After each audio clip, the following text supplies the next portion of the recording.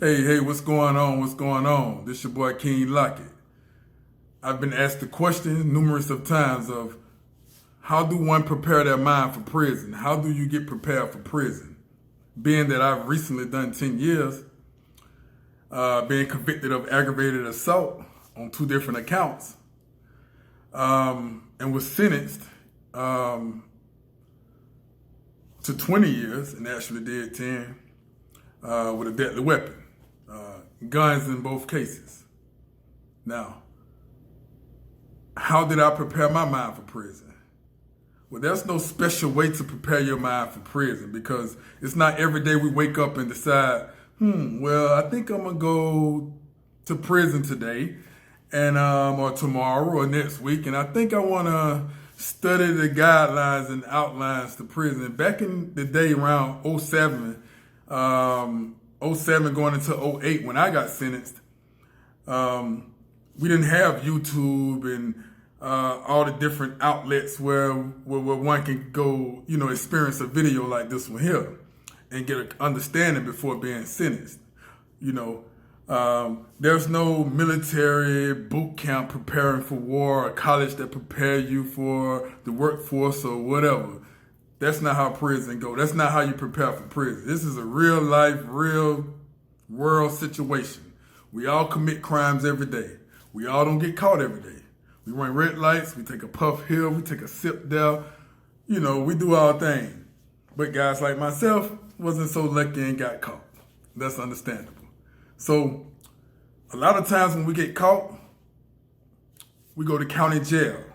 So in county jail, you're surrounded by a bunch of repeated offenders who treat jail like a revolving door. They go in and out, in and out. So these are the guys who you learn a little bit from. Most of them will fabricate the stories. Oh, you're going to get stabbed. Oh, you got to watch out for rape. Oh, all the Hollywood shit that don't even occur in prison. Well, in the state of Georgia. I'm from Atlanta, Georgia. I was convicted and sentenced in Georgia, did my time in Georgia, so I'm speaking from Georgia. I'm not speaking from California and all the other places. I'm speaking from Georgia. All right?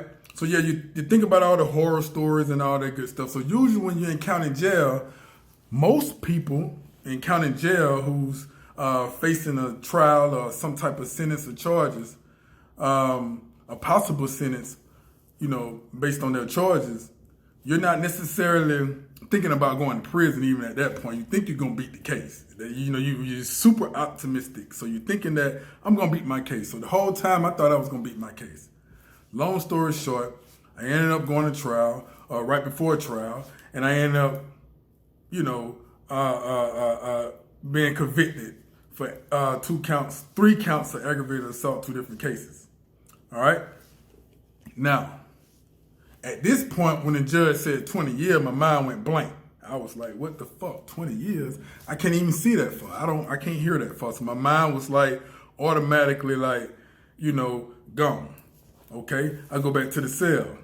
So now that the men around me know that I've been sentenced to this amount of time, they started teaching me about parole, where you'll be able to parole out. You don't have to do all of your time. You have good behavior. You present yourself as the model inmate to them, then you'll be okay. Stay out of trouble. Don't get rolled up and don't get caught trying to manipulate the system. You'll be okay. So then I learned about parole. So my mind started beginning to research areas to be able to get out early. So now I'm optimistic again. I have some hope. So this is what gives you that spark. Okay, I can go home. I can go to an appeal, or I can, be released early before my time. So this kind of gives you some hope. All right. Along with this hope, I remember telling my mama one day, I said, Mama, listen, don't cry, don't feel bad. It is what it is. I'm convicted. I'm going to treat this place like the military and build my body. I'm going to treat it like a university and build my mind. I'm going to feel like how a man's supposed to feel. I'm going to think like how a man's supposed to think. My heart going to become strong like a man's supposed to be strong. My body going to be strong like a man's supposed to be strong. So I began to do push-ups, sit-ups, squats. I'm building my body. I went in like super skinny, skinny little boy. I came out a man, looking like one, feeling like one. So, the way I prepared my mind, I read the scriptures. I read the Bible. I read the Quran. I had books sitting then on self-help, real estate, how to create a business, how to start a corporation, the difference between S corporations, C corps, and LLCs, and all these different things that I felt like that could build my mind, the things that I was missing out on in college. I was gonna get it in the University of Prison, the School of Hard. I had to learn the hard way. Some of us have to learn the hard way. I couldn't do this the way my parents designed and the way America designed for me to do it. I had to go another route. I'm just one of those type of guys that had to learn that way. So the things that I acquired and learned had to be learned in the system because I had to learn the hard way. Okay, now that I have all my books, all my books stacked on top of books, I'm reading them, I'm preparing my mind. I'm getting my mind together for, my possible release, not necessarily for prison. I wasn't necessarily thinking about, when I get to prison, I'm gonna learn how to fight, I'm gonna da-da-da-da. I wasn't thinking about that. I was thinking about the things I need to do to prepare for society. So it's not necessarily preparing your mind for prison. You're not necessarily preparing your mind for prison. Don't think like that. Don't think like, how can I prepare my mind for prison? Prison gonna be prison regardless. It's a bigger version of county jail. County jail, you make it through your 18 months to trial or whatever, however many months to a year it is to trial. That's all it is, just amplified. You have more freedom in prison. You're able to do more things. There's more people. You have access to more things in prison. If you can make it through county jail, locked in a cell, and you only walk out to the table to eat and walk back in, now that's the challenge. That's something, if you make it through that, that's the mental breakdown right there. So by the time you go to Diagnostic prison, your mind is already either built up or broke down, one or the other. Because that's the breaking point right there. All the horror stories they tell you about prison, you go in there, hold your own, be a grown man, and don't open your mouth and just stick to the code that your parents taught you. Shut the fuck up, mind your business, stay in your own lane, and don't jump in nobody else's lane. You'll be all right. There's always brothers like myself who spot people who are good people, especially coming into the institution, take them under your wing. Hey, bro, get in here and do some of these push-ups. Hey, bro, get in here and do some of these sit. We building bodies around here, man. We ain't trying to get on all that stupid shit what's happening. We all want to go home. So when your mind needs to be preparing for going home, not going to prison, unless you're one of them individuals who just don't have no hope, that's another story. I can't put myself in those shoes, and I can't tell that story because I wasn't that individual that didn't have no hope. I was that individual that had parole. I was that individual that knew one of these days I was gonna get out. So I wanted to make sure my skin was good. I wanted to make sure, I'm able to keep up my endurance, my stamina, my wind. I wanted to make sure my body was strong, my mind was sharp. I wanted to make sure I knew how to approach any situation the way a grown man should. I wanted to make sure I was on point. So by the time I get to the point to where the parole board sat in front of me and they wanted to consider me for parole, I'm sitting there and they can feel the vibrations from me pouring through my pores. And at that point,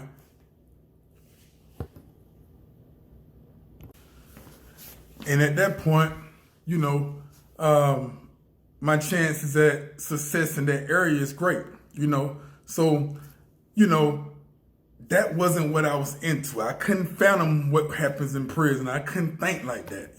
As I said, I'm building up in scriptures. I'm building up in all different type of business areas. I'm learning women by reading and studying psychology. I'm learning men by reading and studying psychology, the behavior of humans. I'm reading about the animals. I'm in every educational debate I can jump into, okay? Now, King, lock it, pack it up, time to go. Oh shit, reality kicks in. No more county jail, out the blue, on a Thursday or Tuesday night, 3 o'clock in the morning. You being woke up. Got to go to prison. Got to get on that long haul, that bus.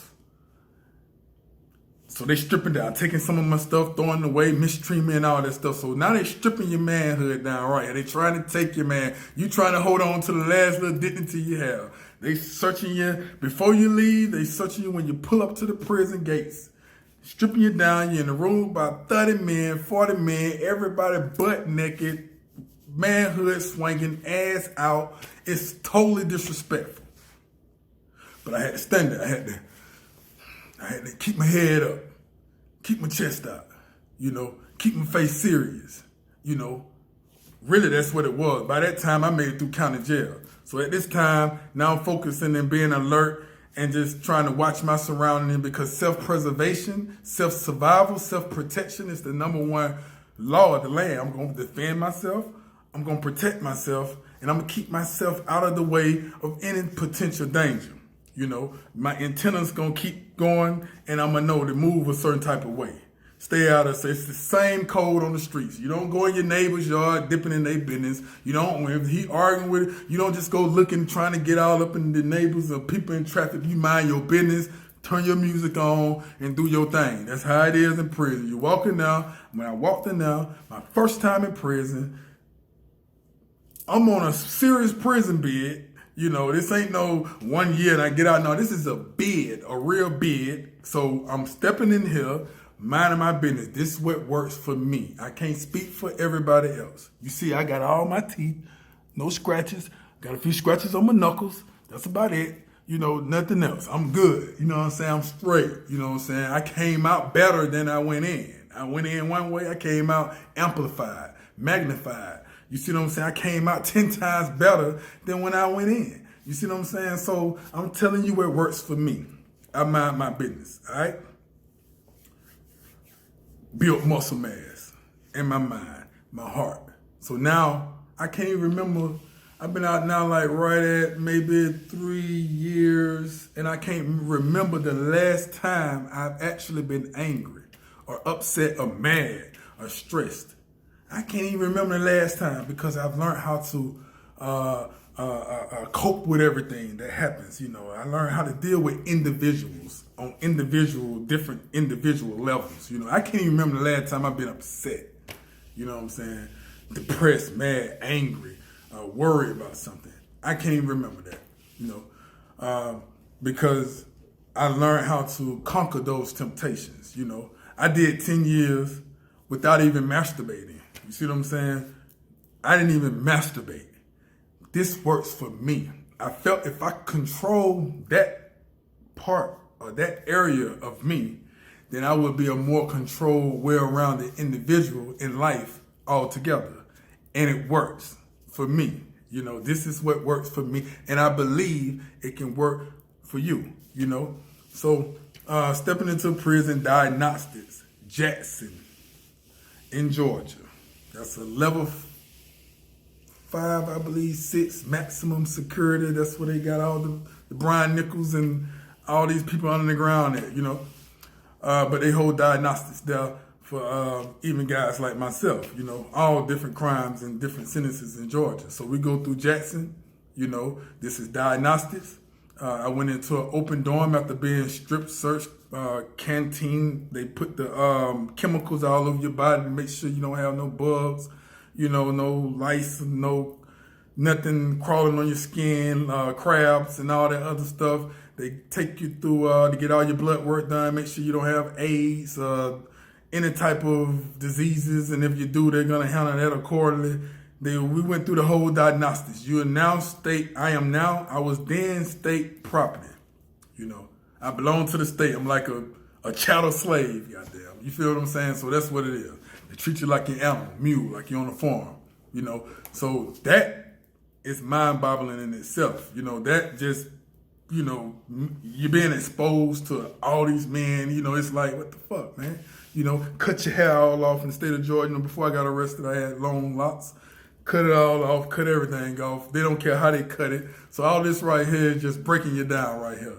So, but you got to stand up, keep yourself together, hold on to that. That don't phase you, that ain't nothing. Let's do it. You see what I'm saying? That's how you got to keep that inner peace within self in order to keep striving. So this is nothing you prepare for. You don't prepare to strip down butt naked. You don't prepare to be locked down and shackled up. This ain't nothing you prepare. I can't tell you, hey brother, make sure you do some ankle and wrist exercises to keep your wrist from being, brother, make sure you do some eye detected blockers so you won't see certain things on. No, this ain't nothing you prepare for. Only thing I can say is build yourself up, build your esteem, build your confidence. Build the alpha within you. Build your courage. Sharpen your mind. Don't be so easily broken when somebody says something. Don't be, what you talking to me like that for? No. Whatever. And keep pushing. Or don't respond. You see what I'm saying? With that serious look. Learn how to build that. And that ain't in everybody. Naturally, I had it. But it ain't in everybody to be this way. But I watch brothers from weaklings build themselves up into educated monsters. You know, and what I mean by monsters, I don't mean anything threatening. I mean a whole nother type of beast from where they came from, you know? So build yourself up. That's the only thing I can say as far as preparing yourself. You know, the food is definitely different from county jail. County jail is a bunch of crap. But then when you get into the prison system, you have a variety. There may not be any seasoning on it, but you have a variety of food to choose from: beans, rice, potatoes, and you know, peach cobbler, milk. You know, all these different chicken, all these different mixed vegetables, all these different foods that's actually vital for your body, actually healthy for you. You know, and then it's not all the different seasoning. So then that's a process of building your body, and that's another video I will make on how I built my body the way I built it in prison with no weights, no nothing, no big source of protein diet or none of that. I built it straight calisthenics, and that's a whole nother video. Also, how I prepared my mind. Now you do prepare your mind for society. How I prepared my mind to exit the prison and not go back into prison, and on the road to success while out in society, productive as a normal citizen would. Catching up on it. That's a whole nother video that I'm gonna drop right after this one. But once in diagnostics, I think I got assigned to a open dorm. So I was around a bunch of more guys that was already sentenced, who had already been there weeks before me. I was around guys who that was their permanent prison home. That's where they was gonna do their most of their time at, and that's where they had been there for like 15, 20 years, 30 years. So now the dynamic of everything changed. In county jail, I was around a bunch of people who's making bond. It was a revolving door, folks going out, coming in. You know, I was around guys who, at one point, I was there the longest, waiting on trial and all that. I had reached 18, 16, 17 months, and my whole dorm had flipped. I was the long-term residents. You know, I was the one, you know, the OG of the dorm, you know, because everybody else came and left. So in prison, now it's another ball game. You got guys that done been in here, triple-double life already, barely making it. Guys facing the death penalty. So these guys are guys you can learn from. You know, these guys I paid attention to from a distance. I watch how they move, how they walk, what's going on. You know, I sit quietly to myself, but not like a loner, like a scared sheep or something. I sit up on my chair. I say if we was in prison now. I'm sitting up. You know what I'm saying? I'm watching. You know, I see dumb stuff that may be jokingly. You got clowns everywhere. You got me smirk just to show I got a little personality. You know, I ain't trying to, you know, be all tough, you know, because then I'm going to invite the wrong type of attention my way. And that's not the attention I want. Although, you know, I can get down with the hands too, but that's not the time that I'm on right now. I'm on the time of going home right now. Remember, I'm trying to stay out of trouble. I'm trying to avoid the snake pits. You know, I'm trying to jump over the little holes that's set in front of me as a trap.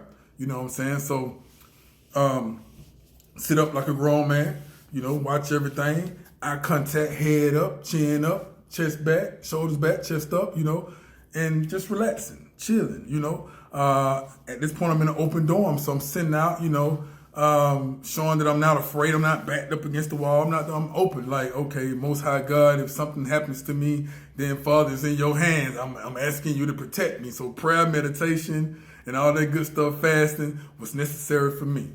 It's something that I made an everyday ritual and habit. Even with my mouth closed, I pray within myself, my spirit, and ask for that. Guys, I remember at times brothers used to come to me and say, hey man, you walking with this glow, you're not upset. You know, you walk like you don't even have a worry in this world. I'm like, nah, bro, I really don't have a worry in this world. But anyway, what's going on with you? You know, because that inner peace project and others feel that energy and vibration, you know? So, yeah. So I'm watching other brothers move, and I remember this one time, it was this young guy, I think he was from Moultrie, Georgia. I can't remember his name. So he pulled up on a wheelchair. You know, he had a little sense of humor. He could walk, so he pulled up on a wheelchair, hopped off the wheelchair. Hey, what's going on, bro? What's going on? I said, what's happening, folk? What's happening, folk? What's happening, folk? You know what I mean? What's going on? So bro, like, yeah, man, you know what? I see you new here. Where you from? Like, I'm from Atlanta, Georgia. What's happening? But, you know, by the way, I've been in Georgia, too, you know. It's like click-clacking two cities. So what's happening? What's going on, you know? So he was like, okay, yeah, that's what's up, man. It's a lot of guys from Atlanta over there. So immediately, I knew to get with the guys from Atlanta. Well, it's a lot of guys from Albany over there, too. So I knew immediately to get with the guy from Albany. And me being the guy that I am, I'm going to bring the two together, which I did. Albany and Atlanta brought them together. So, you know, so then he was like, yeah, man, you know, we all try to, you know, stick together. You know, we trying to, you know, keep the dorm peaceful. So immediately I understood, like, okay, we all on the same time. Everybody trying to be peaceful. But what turned me off about this brother right here, this particular individual, he kind of schooled me on diagnostics and how to move. I was a little more comfortable. But I had to stop talking to him, though, because when I asked him how much time he had, I said, bro, how much time you got, bro? He said, I got four life sentences plus 15 years. So I said, you only got one life. How many times, you know what? I couldn't even talk to him no more because I knew that I was getting out and he's not getting out. What is it we can talk about? I'm going to talk about females and I can't wait to get home and go on a date. You know what I'm saying? This one chick I'm talking to, she waiting on me. I can't talk to him about none of that. Y'all excuse me, my phone was going off. Let me try to turn the ring off right quick. But I couldn't talk to him about certain things, you know? So I had to stop talking to him. I had to get with guys who was on the same time I'm on. We going home soon. So after being processed through diagnostics and all that good stuff, meeting different guys, you know, you meet guys who you seem to cling to or they cling to you as friends. You know, I found a couple of guys who was looking like how I wanted to look. You know, like I said, I was skinny going in, so I seen some guys buffed up. You know, I wanted that prison look when I got out, that swole, you know, yeah, that glow look. You know, and I wanted to hold on to the glow. And when I seen those guys, I slid up under them like, damn, so what y'all got going on? So that's when I learned, hey man, we just do push-ups and this is how we use this man-made prison put together equipment, broomsticks and stuff and mops. And that's another video. I'll show y'all how to make a bench press and curl bars and all that good stuff out of water baths, sheets and strings and all that good stuff, man. We'll save that for later, but right now we're covering the area of preparing one's mind for prison. So yeah, I ended up getting into the rotation of push-ups, squats, and all the basic muscle building areas, and then I think as we were wrapping up my processing and all that, I say within a week, I think I was there 6 days, 7 days, and I was sent to Dodge State Prison. And when I went to Dodge State Prison, this is officially my first camp, my home camp. I wasn't there long before I went to Autry and a lot of other different places, you know. And yeah, man, you know, I just had to learn to go with the flow. You know, you hear all the stories about all the homosexuality and the rape and the gang wars and all the Hollywood stuff you see on TV and hear from the old days. Man, I ain't see not one rape. I ain't see the only homosexuals I saw was I might have seen probably that I knew that was open, you know, so they let you know I didn't, you know, it wasn't too much going on around me because I kept my place peaceful. And in prison I went to, we kicked all the gays out. Guys who was, every prison I went to, we kind of controlled the system in a way where there was no gays, no rape. And if you was on that type of stuff, we kicked you out. You see what I'm saying? We kind of pushed you out. Any type of robbery, any type of fights, stealing and all that right there, I ain't play that. Anybody that was in the dorm with me know I ain't play that. We put them out. That's a whole nother story of how I became powerful in the prison system and became the alpha, the ultimate alpha in the prison system that merged with more alphas in the prison system, and we created a system within the system that kept governing around our people to keep us protected in every nation, clique, clan, gang, religious person safe. Now that's a whole nother video, because there ain't too many stories out there that's telling you the flip side. Like, I didn't have to worry about knives. I didn't have to worry about carrying a knife. I didn't have to worry about none of that going on around me. I didn't have to worry about nothing, you know. I had security. I had this. I had that. And I was very well organized and protected.